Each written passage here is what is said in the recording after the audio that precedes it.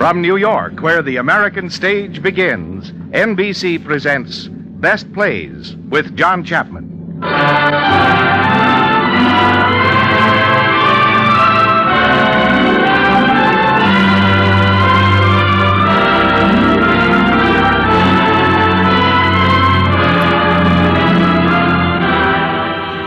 Best Plays, a series of hour-length dramas selected from the outstanding successes of the New York stage. Now, John Chapman, drama critic of the New York Daily News, is here to introduce Aline McMahon and Estelle Winwood in The Madwoman of Chaillot.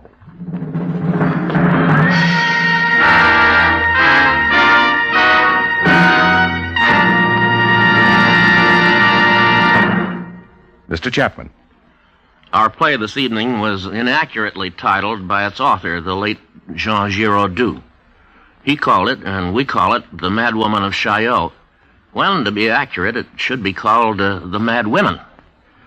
Aline McMahon, who is in the title role in the Los Angeles production, is going to act for you the crazy old lady of the Chaillot district in Paris. She has 3 lunatic friends. One of them is the Madwoman of Passy, and she will be played by Estelle Winwood, who is unforgettable in this role in the Broadway production of this comic fantasy in 1948. And then we also shall meet the Madwoman of Saint-Sulpice, to be played by Agnes Young, and the Madwoman of La Concorde in the person of Irene Hubbard. Among their strange playmates, we shall find the Sewer Man, who leads a fascinating life below ground, and he will be acted by the original Sewer Man, James Westerfield. I've never been able to decide which is my favorite character in this play, because they all are wonderful and unusual. Let's start now, so you may decide for yourselves.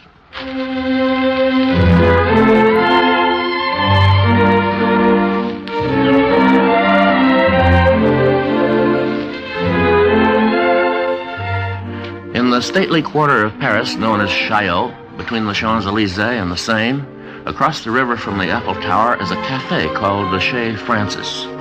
The time is a little before noon in the spring of next year. And on the cafe terrace, 2 businessmen who have made an agreement are congratulating each other. Ah, here we are. Chez Francis. Baron, this is an historic occasion, and it must be celebrated properly. Splendid. Your name is precisely the name we need on our board of directors. Now tell me about yourself, Baron. Well, my life has been relatively uncomplicated. It has consisted mostly of selling off, one by one, the various estates left me by my father. And you, Mr. President? Ah, mine has been a very different experience. I came up from the bottom. My mother spent most of her life bent over a washtub in order to send me to school. I am eternally grateful to her, of course, but I must confess that I no longer remember her face. Very touching. Now I am president of 11 corporations, director of 52 companies, and beginning today, chairman of the board of the International Combine, on which you have been so good as to accept a post. Excuse me, Mr. President. You looking for something, ragpicker? Did you drop this? I never drop anything. Then this 100-franc note isn't yours? Give it here. Go away. Oh. Are you sure it's yours? All 100-franc notes are mine, Baron. Indeed. Mr. President, there's something I've been wanting to ask you. What exactly is the purpose of our new company? My dear sir, I haven't the faintest idea. Huh? But if you don't know, who does? Nobody. And at the moment, it's becoming a trifle embarrassing. Yes, my dear Baron, since we are now close business associates, I must confess that for the time being, we are in a little trouble. Ah, I was afraid of that. The stock issue isn't going so well? Oh, no. Quite the contrary. The stock issue is going beautifully. The trouble is, we have a tremendous capital and not the slightest idea what to do with it. And then, too, we need a name. A name. Something to set the brain awhirl. United, General, International, Consolidated. Of course, that's been used before, but that's what a corporation needs. And so far, we have only a blank space. Exactly. Only a blank... My dear Baron. Yes? Look at the face of that man over there. The answer to a prayer. You call that a face? Looks more like a tombstone. It's a milestone. It's a signpost. Ah, he sees me. He'll be over. And when he comes? He will tell me what to do. You mean business is done this way? You would trust a stranger with a matter of importance? Baron, although we have never laid eyes upon each other before, that man and I know each other to the very depth of our souls. How do you do, sir? Well, I need a name. I need 50,000 cash. A name for a corporation. International Substrates of Paris, Incorporated. Excellent. That's it. Now, what does it mean? It means what it says. I'm a prospector. A prospector? Well, allow me to shake your hand. Baron, you're in the presence of one of nature's noblemen. Shake his hand. This is Baron Tomar. How do you do? Well, now that we have a name... You need a property. Precisely. I have one. Here in Paris. In Paris? You've been prospecting in Paris? For what? Oil. Oil in Paris? How is that possible? It is not only possible, it's certain. You don't know, my dear sir, what treasures Paris conceals. Paris is the least prospected place in the world. Who has ever thought of looking for oil in Paris? Nobody. Before me, that is. Genius. Why has nobody ever thought of this before? The treasures of the earth, my dear sir, are not easy to find nor get at. A prospector has many problems. I know. Snakes, tarantulas, fleas. Worse than that, sir. Civilization. And that annoys you? Civilization gets in our way all the time. In the first place, it covers the earth with cities and towns, which are awkward to dig up when you want to see what's underneath. It's not only the real estate people. You can do business with them. It's human sentimentality. How do you do business with that? I see what you mean. But what's the use of arguing with sentimental fools? Imagine the choicest place you ever saw for an excavation. And what do they put there? A playground for children. Just show us the point where you want to start digging. We'll do the rest, even if it's in the middle of the Louvre. Where is the oil? Beneath this very spot. Right under here? Exactly. And so here I am, with the greatest discovery of the age on my hands. But the blasted authorities won't let me drill a single well unless I show them the oil. Now, how can I show them the oil unless they let me dig? Shall I tell you my plan? Please. What I propose is... In heaven's name, what is that? I gather it's a female. But I've never seen such a costume. Irma? Yes, Countess? Are my bones ready, Irma? There won't be much today, Countess. We had broilers. Can you wait while the gentleman inside finishes eating? And my gizzard? I'll try to get it away from him. Well, if he eats my gizzard, save me the giblets. They will do for the tomcat that lives under the bridge. He likes a few giblets now and again. Yes, Countess. I'll bring them right out. This is preposterous. I'll have her removed. Waiter! Waiter! I'm coming, sir. What will you have? Waiter, ask that woman to move on. Sorry, sir. This is her cafe. She is the manager of this cafe? She is the Madwoman of Chaillot. Good heavens, a mad woman roaming the streets. We must do something. Marcel, Oh, yes, Countess. have you found it, my feather boa? Not yet, Countess. 3 scarves, but no boa. It's 5 years since I lost it. Now, surely you've had time to find it. Boa like that doesn't just vanish, you know. A feather boa, 9 feet long. Waiter, I'm making a complaint. Against whom, Against sir? her, that lunatic female, or whatever you call her. Now, calm yourself, Mr. President. Yes, Mr. President. We were discussing my plan. Yes, your plan. But be careful. She's looking at us. Do you know what a bomb is? I'm told they explode. Exactly. You see that white building across the river? It's the office of the city architect. That man has stubbornly refused to give me a permit to drill for oil. I've tried everything with him. Influence, bribes, threats. He says I'm crazy. But now, good heavens, another lunatic. Well, who are you, and what are you trying to sell us? Nothing but health, sir, or rather the health of the feet. May I present myself? Dr. Gaspard Jardin, French Navy, retired. Former specialist in the extraction of ticks and jiggers. At present specializing in the extraction of bunions and corns. In case of sudden emergency, Marshall, the waiter, will furnish my home address. Thank you very much. How are your gallstones today, Marshall? Oh, fine, Doctor. They rattle like anything. Splendid. Good morning, Countess. How's the floating kidney? Still afloat, thank you. Good, good. As long as it floats, it can't sink. Gentlemen, this is impossible. Let's go somewhere else. No. It must be nearly noon. It's 5 minutes to 12. In 5 minutes' time, you're going to see that city architect blown up, building and all. Boom! Are you serious? The imbecile has no one to blame but himself. Yesterday noon, he got my ultimatum. He's had 24 hours to think it over. No permit? All right, I'm sorry. Within 2 minutes, my agent is going to drop a little package in his coal bin. And 3 minutes after that... Boom? Boom! You prospectors certainly use modern methods. I guarantee that after this, the city architect will be more reasonable. The new one, I mean. Ah, it's noon. Why, something's wrong. Good heavens. What's this? That officer there. The man he's carrying over his shoulder is my agent. What's that you've got, officer? Drowned man. Take him off my shoulder. Careful there.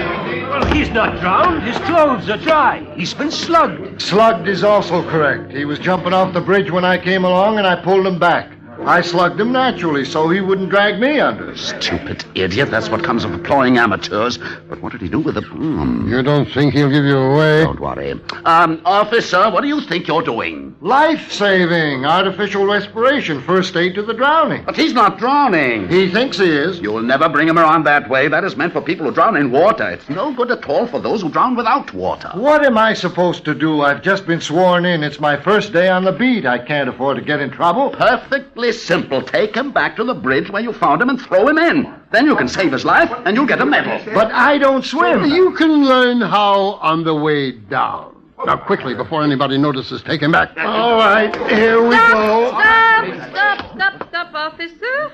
You will leave the young man exactly where he is. But, madame... Leave him. I think I should like to hold his hand a little while.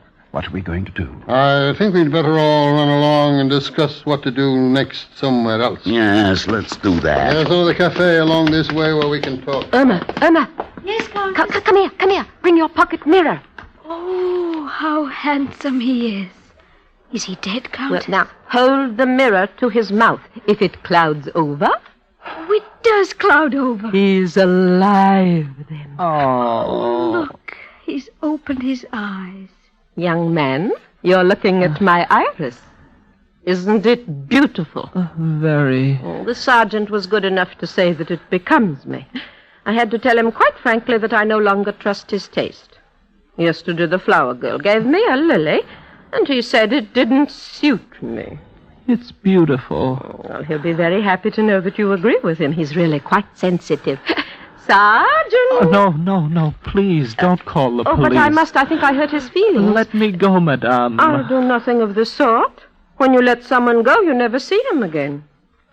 I let Charlotte Mesume go, and I never saw her again. Oh, my head. And I let Adolphe Berthaud go, and I never saw him again. Except once, 30 years later in the market. Oh, he had changed a great deal. He didn't know me.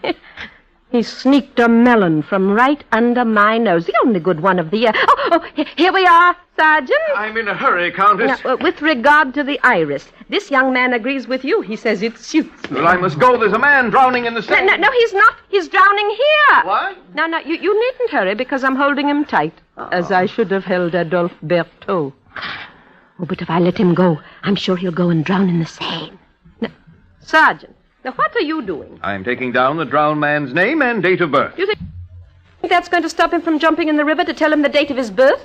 I'm not going to tell him. He's going to tell me. Well, I wouldn't tell you mine. Oh, don't be silly, Sergeant. Put that book away now and console him. When people want to die, it is your job to speak out in praise of life. I should speak out in praise of life? Well, if you believe that life has some value, tell him so. Well, as guardian of the state, surely you must have some idea of the value of life. You're right, Countess. Now look, young fellow. His name is Roderick. My name is not Roderick. Yes, it is. At noon, all men are called Roderick. Except Adolphe Berthaud. Now, we're not here to discuss Adolphe Berthaud, Sergeant. You're here to convince this young man that life is worth living. It isn't. Quiet. But it now isn't. Then, what was the idea of jumping off the bridge anyhow? Well, the idea was to land in the river. Roderick doesn't seem to be at all confused about that. Now, how can I convince anybody that life is worth living if you keep interrupting all the time? I'll be quiet. Now, first of all, Mr. Roderick, you have to realize that suicide is a crime against the state. Every time anybody commits suicide, that means one soldier less for the army. One taxpayer less. Sergeant, are you a lover of life or a tax collector? Now, surely in all these years you must have found something to make life worth living. Well, fact is, since you ask me, I love to play casino. And if the gentleman would like to join me when he wants to kill an hour... No, he doesn't want to kill an hour. He wants to kill himself. Well, Sergeant, I defy anybody to stop dying on your account. Well, go ahead. You think you can do better? Why, this isn't a difficult case at all. In the first place, why should he want to die when he has just this minute fallen in love with Irma? And Irma has fallen in love with him. Oh, she hasn't. How could she? Oh, yes, she has. She was holding your hand just as I'm holding it now. Roderick, I know very well why you were in such a hurry to drown yourself. You don't at all. Yes, it's because that prospector wanted you to commit a horrible crime. Madame, how do you know that? Well, he stole my boa. Now he wants you to kill me. Well, not exactly. Well, it wouldn't be the first time they've tried it. I'm not so easy to get rid of, my boy, because I have no desire to die. You're fortunate. To be alive is to be fortunate, Roderick. Of course, in the morning, when first you awake, it doesn't always seem so very gay. When you take your hair out of the drawer and your teeth out of the glass, you're quite likely to feel a little out of place in this naughty world. Particularly if you've just been dreaming that you're a little girl on a pony, looking for strawberries in the woods. But all you need in order to feel the call of life again is a letter in the mail giving you your schedule for the day. Now, you write it to yourself the day before. That's the safest. Now, here are my assignments for this morning. To mend my petticoats with red thread, to curl my ostrich feather, to write to my grandmother, etc., etc. Then, when I've washed my face with rose water and powdered it with a cake of pure white starch, and I've put on my pins and rings, my brooches, my pearls, my bracelets and earrings, in short, when I'm dressed for my coffee and I've had a good look at myself, not in the mirror, naturally, no, it lies, but in the side of the brass gong that belonged to Admiral Courbet. Then, Roderick, I'm armed, I'm strong, I'm ready to begin again. Oh, Madame.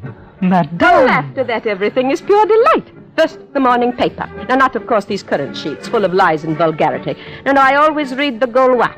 The issue of March the 22nd, 1903. It's far the best. It has some delightful scandal, some excellent fashion notes, and, of course, the last-minute bulletin on the death of Léonide Leblanc. She used to live next door, poor woman. When I learn of her death every morning, well, it gives me quite a shock. I'd gladly lend you my copy, but it's in tatters. Couldn't we find him a copy in some library, maybe? I doubt it. Go on, Madame, go on. Well, then, when you've taken your fruit salts, not in water, naturally. No matter what they say, it's water gives you gas. But with a bit of spiced cake, and you put on your rings and your earrings and your pearls. Then, Roderick, then in sunlight or rain, Chaillot calls, and it's time to dress for your morning walk. Well, this takes much longer, of course. Without a maid, it's absolutely impossible to do that all under an hour. What with your corset cover, and your drawers, all of which lace a button in the back.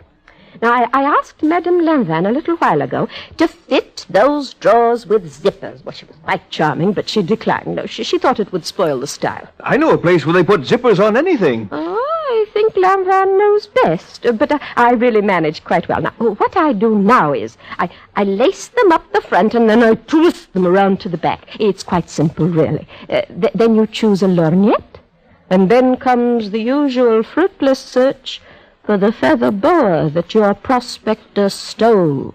I know it was he. He didn't dare look me in the eye. Then all you need is a rubber band to slip around your parasol. I I lost the catch the day I struck the cat that was stalking the pigeon. It was worth it. I earned my wages that day. Countess, if you can use it, I found a nice umbrella catch the other day. Oh, Mr. Ragpicker, I didn't see you come. If you would like the umbrella catch, Countess, it has a cat's eye in it. Oh, no, thank you, Mr. Ragpicker. They say those eyes sometimes come to life. And they fill with tears. I'd be afraid. Go on, madame. Go on. Oh, so life's beginning to interest you, is it? You see how beautiful it is. I've been a fool. Tell me, what do you do then? Then, Roderick, then I begin my rounds. Well, I have my cats to feed, my dogs to pet, and my plants to water. And I have to see what the evil ones are up to in the district. Those who hate animals, those who hate flowers, those who hate people. I watch them sneaking off in the morning to put on their disguises, to the baths, to the beauty parlors, to the barbers. And when they come out again with their blonde hair and their false whiskers to pull up my flowers and poison my dogs, they can't fool me. I'm there, and I'm ready.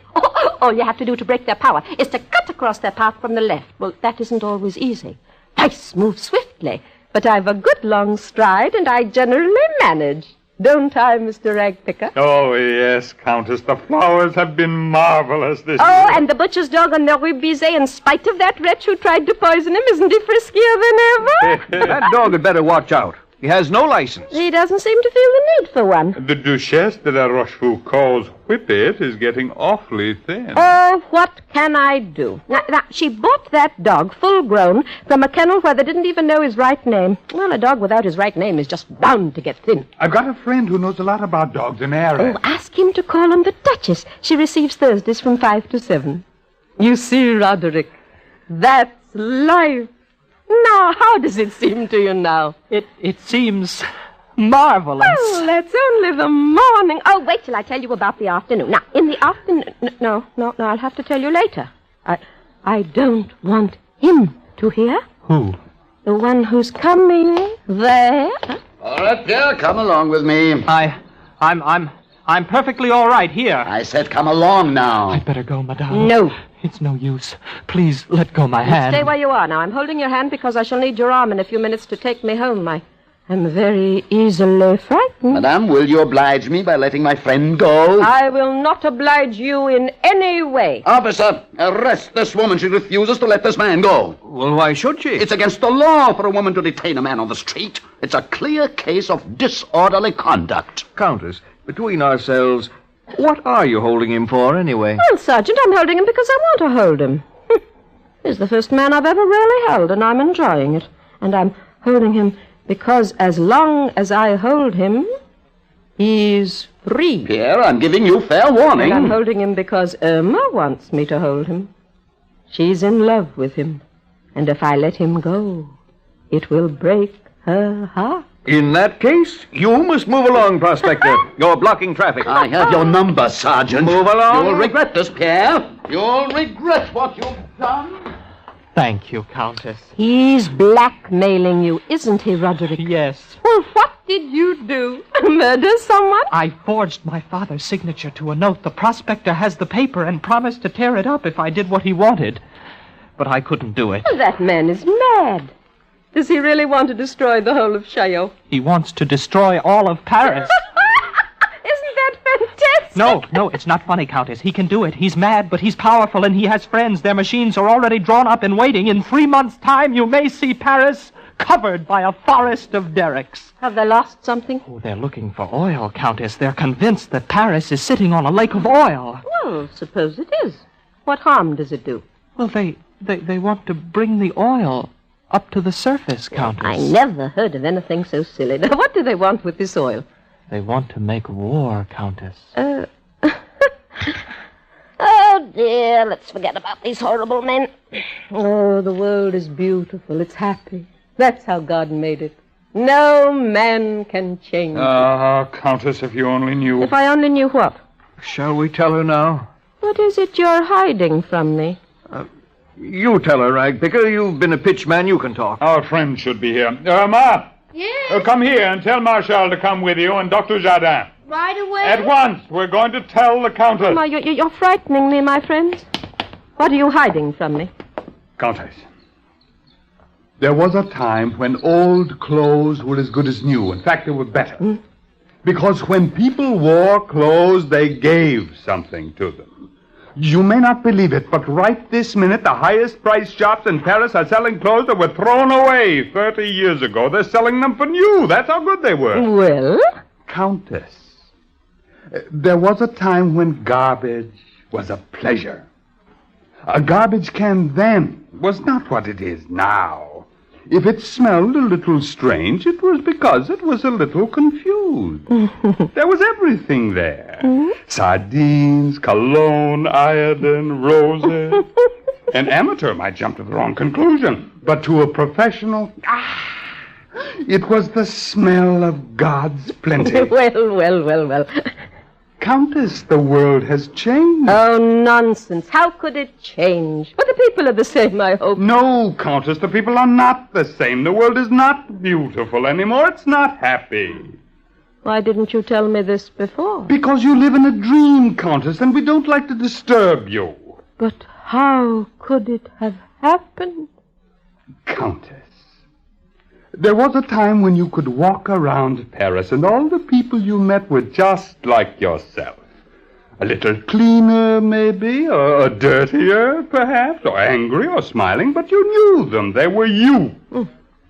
Well, Countess, 20 years ago, one day on the street, I saw a face in the crowd.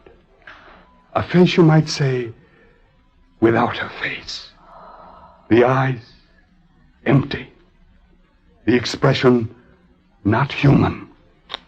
It saw me staring, and when it looked back at me with its gelatin eyes, I shuddered. Because I knew that to make a room for this one of us, must have left the earth. A while after I saw another and another, and since I've seen hundreds come in, yes, thousands. Describe them to me. You've seen them yourself, Countess. Their clothes don't wrinkle. Their hats don't come off. And when they talk, they don't look at you. They don't perspire. Do they have wives? Do they have children? They buy models out of shop windows, furs and all. They animate them by a secret process, and then they marry them. Naturally, they don't have children. What work do they do? They don't do any work. Whenever they meet, they whisper. And they pass each other 1,000-franc notes. They don't do anything, but wherever you see them, things are not the same. So now you know, Countess, why the world is no longer happy, why we are the last of the free people of the earth. Is this true, Roderick? I'm afraid it's true. Did you know about this, Irma? All I know is that the doorman says that faith is dead. I've even had to stop taking bets over the phone. Dr. Jardin? Haven't you noticed, Countess? The pigeons don't fly anymore. They can't afford to. They walk. Well, they're a pack of fools, and so are you. Well, you should have told me at once.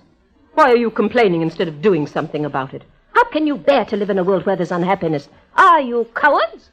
Well, if these men are the cause of all the trouble, all we have to do is get rid of them. Well, how can we get rid of them? They're too strong. The sergeant will help us. Oh, we'll drive them all into a ditch. Oh, it's not that easy, Countess. They have all the power and all the money, and they're greedy for more. Ah, then, my friends, they're lost. If they're greedy, they're stupid. If they are greedy... I know exactly what to do. Have you any kerosene in the house, Irma? Kerosene, yes. I want just a little in a bottle with a little mud. And some mange cure, if you have it. I'll put some in a clean bottle for you. And bring me a pencil, please, and some paper. Yes, Countess. Dr. Jardin, you go and find Madame Constance. Yes, Countess. And ask her to be at my house by 2:00. I'll be waiting for her in my cellar. You may tell her we have to discuss the future of humanity. Oh, that's sure to bring her. Yes, Countess. And ask her to bring Madame Josephine and Mademoiselle Gabrielle with her. Do you know how to get in to speak to Madame Constance? No, Countess. Well, you knock twice and you meow 3 times. Do you know how to meow? I'm better at barking. Oh, you better practice meowing on the way. Here's the kerosene, Countess, and the pencil and the paper. Now, write this letter for me. Read it, Countess. My dear Mr... what's his name? They are all called Mr. President. My dear Mr. President, I have personally verified the existence of a spontaneous outcrop of oil in the cellar of number 21 Rue de Chaillot, which is at present occupied by a person of unstable mentality. This explains why, fortunately for us, the discovery has been so long kept secret. Now, if you should wish to verify the existence of this outcrop for yourself, you may call at the above address at 3 p.m. today.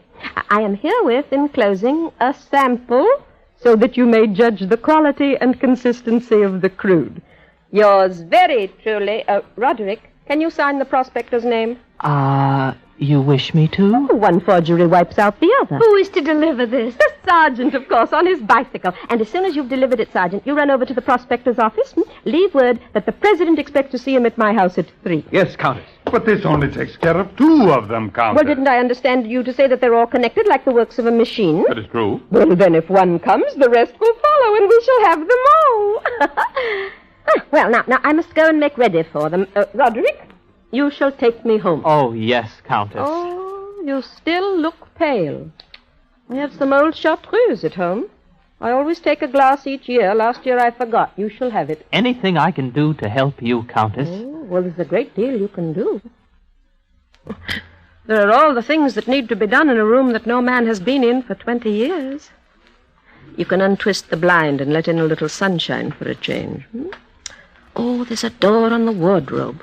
You can take it off and deliver me once and for all from the old harpy that looks at me out of the mirror. You can let the mouse out of the trap. I'm tired of feeding it. Now, each man to his post. Very well, Countess. See you later, my friend. Yes, Countess, yes. Why are you standing there, Irma? I'm thinking of Roderick. I mean Pierre. What are you thinking? I hate ugliness. I love beauty. I hate meanness. I adore kindness. It may not seem so grand to some to be a waitress in Paris. I love it. Our waitress meets all sorts of people. She observes life. I hate to be alone. I love people. But I have never said I love you to any man. I have never said I love you to anyone in the world before, but I say it now. I love him. I love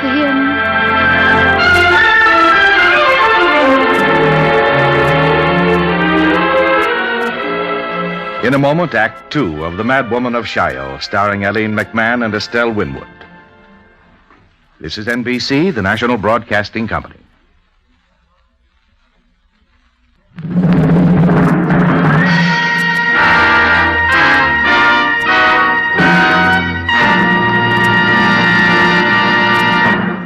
Now, Act 2 of the Best Plays production of The Madwoman of Chaillot, starring Eileen McMahon and Estelle Winwood. And here again is John Chapman. It is now 2 p.m, and in the cellar sitting room of her house, the Countess looks up as Irma appears at the doorway.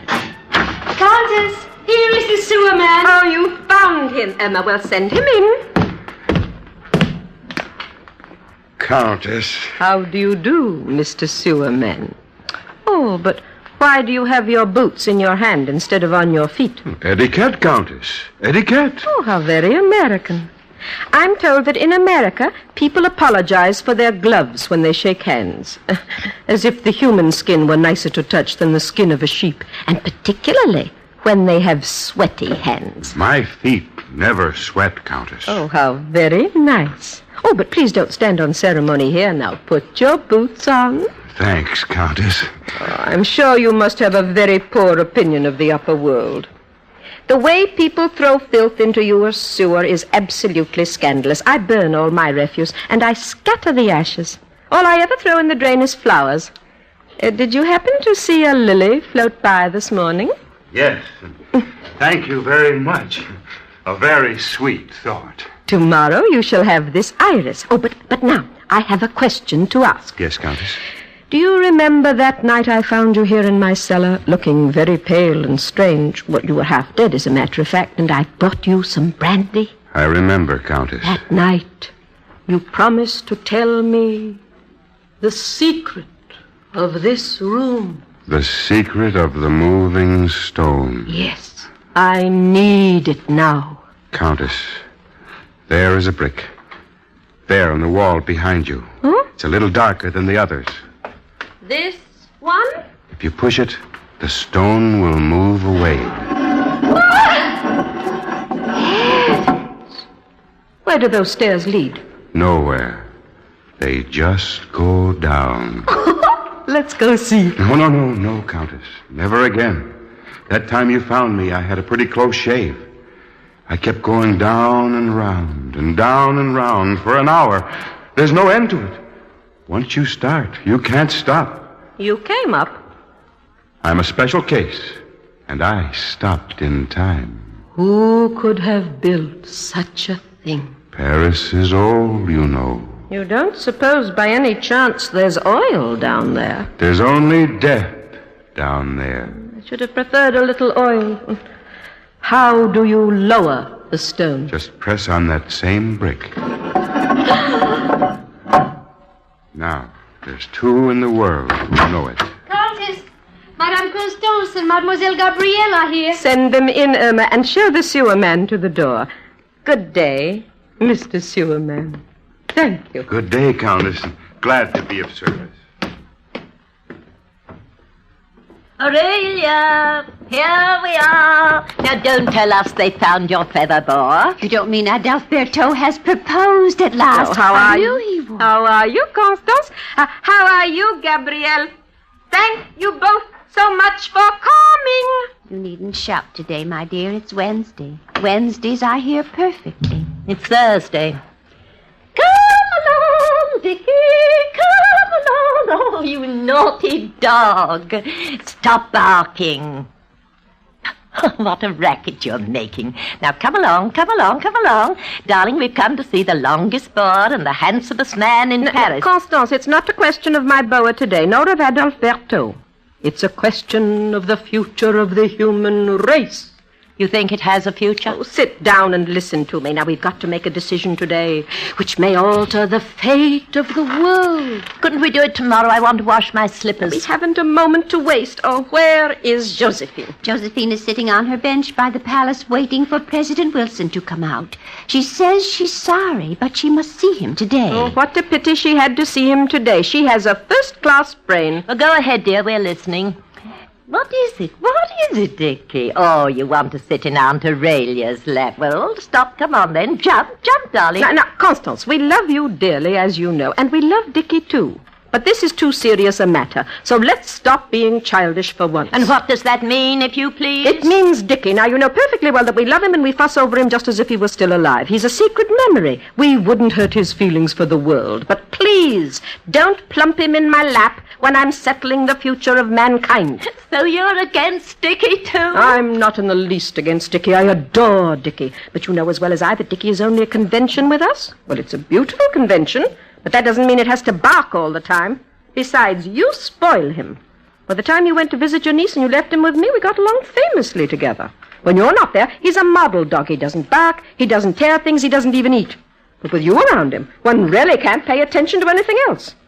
Now, I'm not going to take Dickie in my lap at a solemn moment like this. Constance, dear, I don't mind taking him in my lap.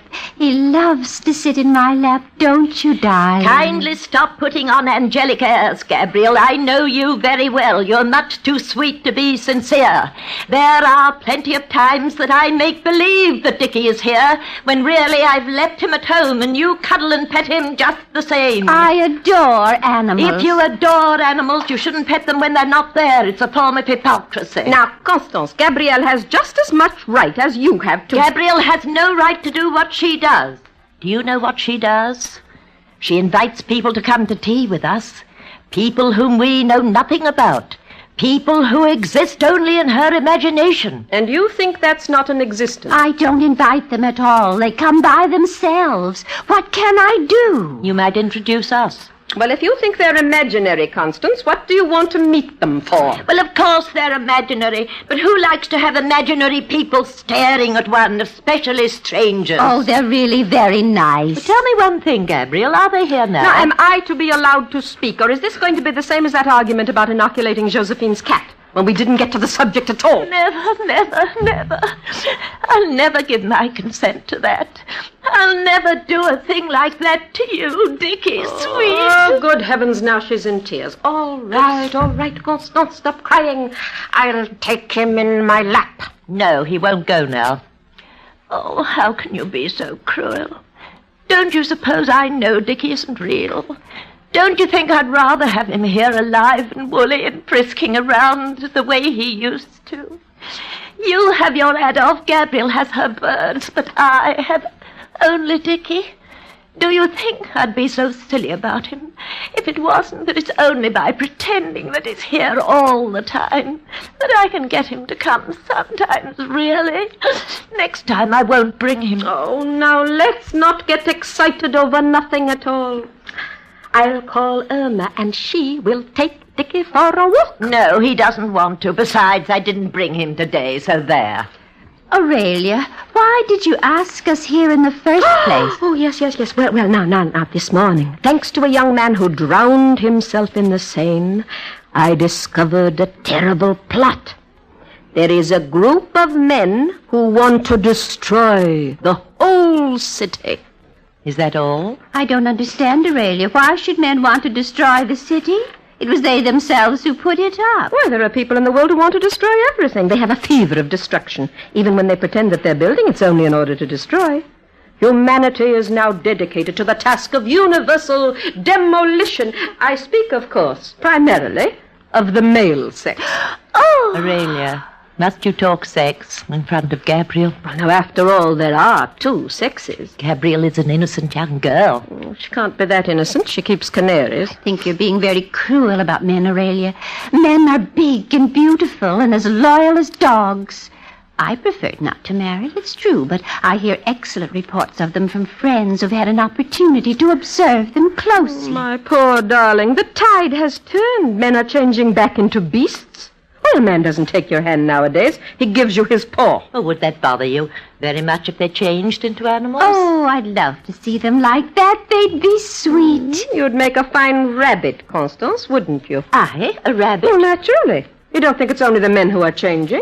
No. You'd change along with them, husbands and wives together. We're all one race, you know. And why would my husband have to be a rabbit if he were alive? Remember his front teeth when he nibbled his celery? I remember. I am happy to say absolutely nothing about him. All I remember is that time Monsieur Le Courtier tried to kiss me in the park. Oh, yes, of course. What does that mean, if you please? Yes, of course. Now, Constance, just this once, look us in the eye and tell us truly. Did that really happen, or did you read about it in a book? Now I'm being insulted. Now, we promise faithfully. We'll believe it all over again, won't we, Gabrielle? But just tell us the truth, this once. How dare you question my memories? Suppose I said your pearls were false. They were. I'm not asking what they were. I'm asking what they are. Are they false, or are they real? Why, everyone knows that when you wear pearls little by little, they become real. Isn't it the same with memories? No, do not let us waste time. No, I must go on. But furthermore, I think Gabrielle is perfectly right about men. There are still plenty of men who haven't changed a bit. Now, there's an old senator who bows to Gabrielle every day when he passes her in front of the palace, and he takes off his hat each time. That's perfectly true, Aurelia. He's always pushing an empty baby carriage, and he always stops and bows. Don't be taken in, Gabrielle. It's all make-believe. I warn you, Gabrielle. Don't let this senator with the empty baby carriage pull the wool over your eyes. He's really the soul of courtesy. He seems very correct. Yes, those are the worst ones. Gabrielle, beware. He'll make you put on black riding boots while he dances the can-can around you, singing Lord knows what filth at the top of his voice. You think that's what he has in mind? Why, of course. Men have lost all sense of decency. We live in the reign of the golden calf. Did you realize that, Gabrielle? Men now publicly worship the golden calf. How awful. Have the authorities been notified? The authorities do it themselves, Gabrielle. The world has gone out of its mind. Unless we do something, humanity is doomed. I know what I always do in a case like this. Oh, yes, you write to the Prime Minister. He always does what I tell him.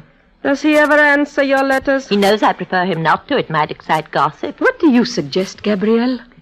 Now, how can she tell until she's consulted her voices? I'll go right home and consult them if you want, and we could meet again after No, there's no time for that. And besides, in my opinion, your voices aren't real voices at all. How do you dare say a thing like that? Now, where do your voices come from? Still from your sewing machine? Not at all. They've passed into my hot water bottle, and it's much nicer that way. They don't chatter anymore.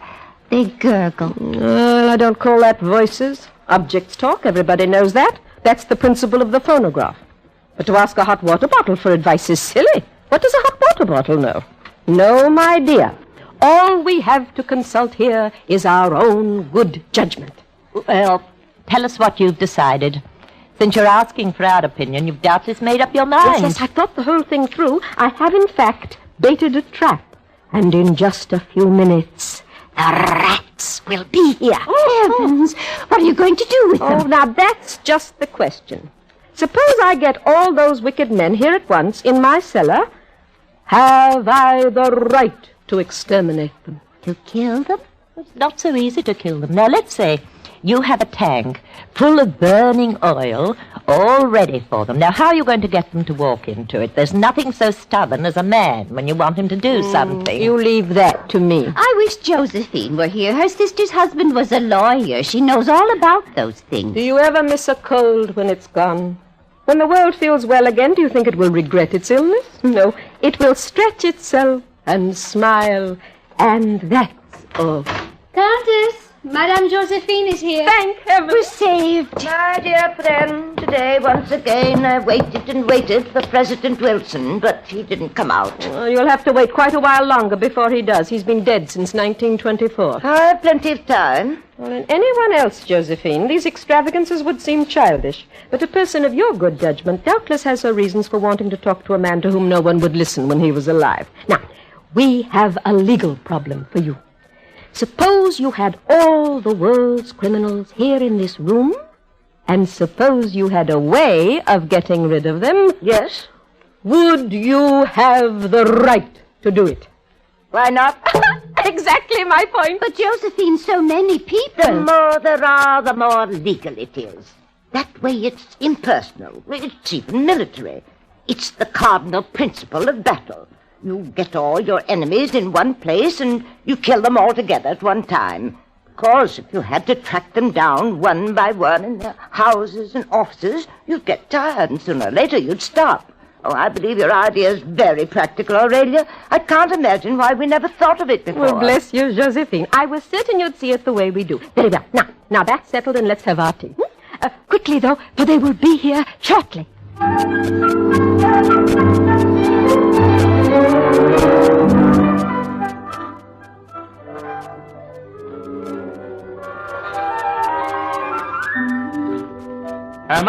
Irma, is she here? She's sleeping now, Pierre. It's her afternoon nap. Look what I found.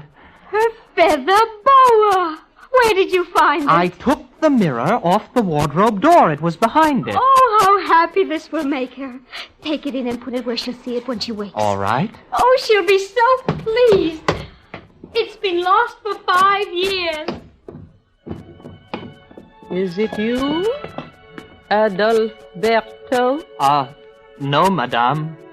It's only Pierre. No, don't lie to me. Say that it's you. Yes. It's I. Would it cost you so much to call me Aurelia? It's I, Aurelia. Why did you leave me, Adalberto? Was she so lovely, this Georgette of yours? You are 1,000 times lovelier. Oh, she was clever then. She was stupid. When you looked into her eyes, you saw a vision of heaven, perhaps? I saw nothing. That's how men are. They love you because you're beautiful and clever and soulful. And they leave you for someone who is plain and stupid and soulless. But why, Adalberto, why? Why, Aurelia? Oh, I know she wasn't rich. Because when I saw you that time in the market and you snatched the only good melon from right under my nose, your cuffs my poor friend. They were badly frayed. Yes, she was poor. It was on the way home from the theater when I first took your arm, because it was windy and it was late. I have never set foot in that street again. I go the other way round. It's not easy in the winter when there's ice. One is quite apt to fall, and I often do. Oh, my darling, forgive me. No, never. I will never forgive you. All the time, I swear, No, Aurelia. don't swear. I know. You gave her the same flowers. You bought her the same chocolate. No, I will never forgive you as long as I live. I have always loved you, Aurelia. Love? And you are dead, too, Adolfo? No, I love you. I shall always love you, Aurelia. Yes, I know that. That much I've always known. I knew that the moment you went away, Adolfo. And I knew that nothing could ever change. But I did want to hear you say it. Don't forget me, Aurelia. And now, farewell, Adolfo. Farewell. Let go my hand. Give it back to little Pierre. Go now, before I open my eyes. Countess. Oh, but Pierre, it's you. Has he gone? Yes, Countess.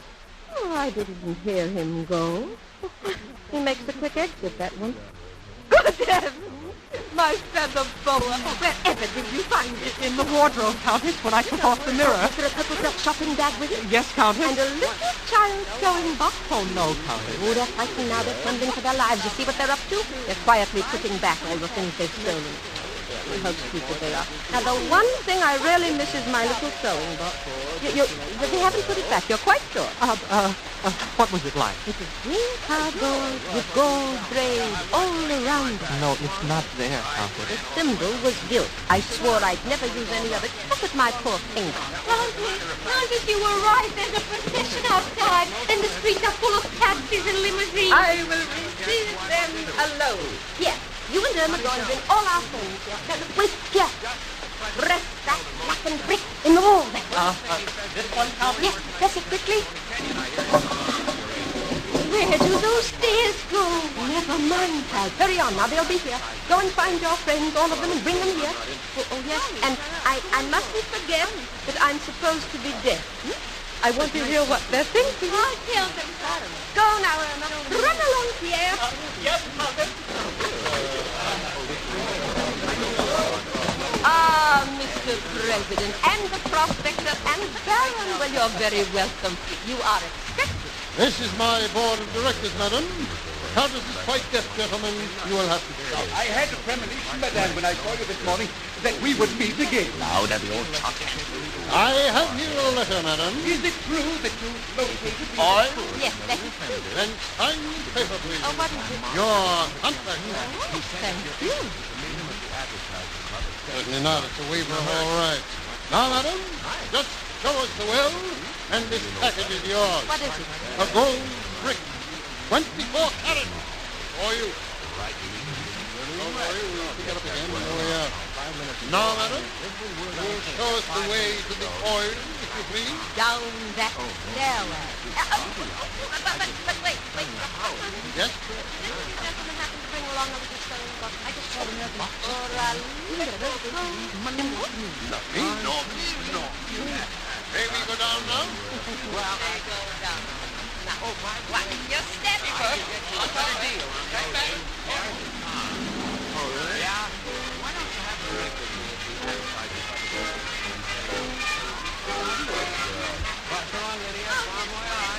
Where have they gone? We'll catch them. Mr. Rector, look who's in there. All of you two come in. Where have they gone, Countess? They have evaporated them, and they were wicked, and wickedness evaporated.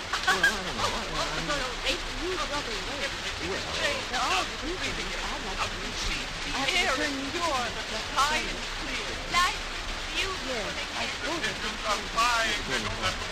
Well, the air is like Christmas and young grass tropical pavement. It's impossible. Everywhere, people are smiling. And down the street, others strangers are shaking hands. They don't know why. From now on, there will be no more hungry cats. That's such a door like me. Now on every time Paris is watered, the sewers will be played with. Yes? Oh, Mr. Sewerman, how lovely. I speak for the adult girls. We are no longer timid. No longer weak. Henceforth, for your sake, we shall hold fast to what we love. We shall be handsome. Come, be forever immaculate. Countess, we bring you this melon, and with it, our heart. Will you do us the honor to be our wife?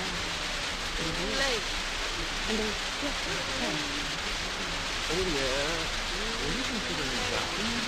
Too late, Count. Too late, Comfort. I say it's too late for them to do that. Take this trip. It's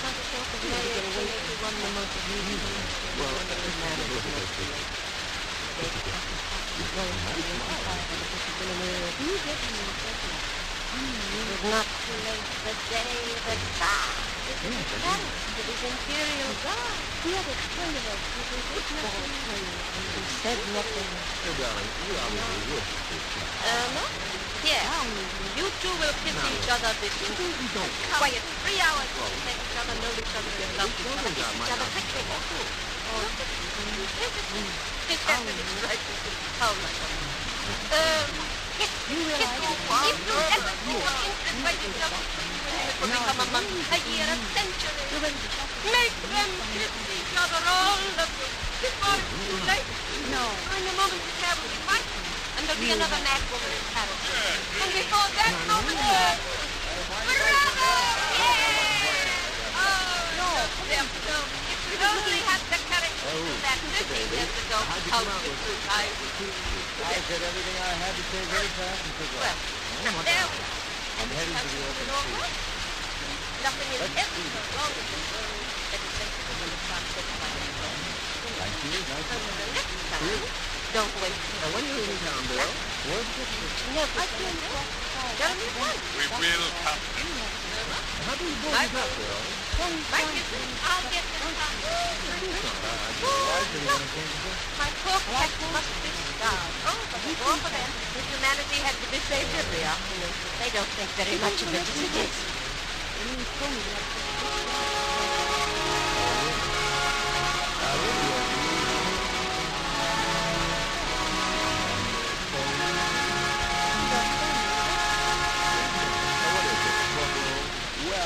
You have just heard the best played production of The Madwoman of Chaillot, starring Elliot McMahon and Prospector. And here again is your host, drama critic John Chapman. Well, the Madwoman wasn't really so bad, was she? Our thing.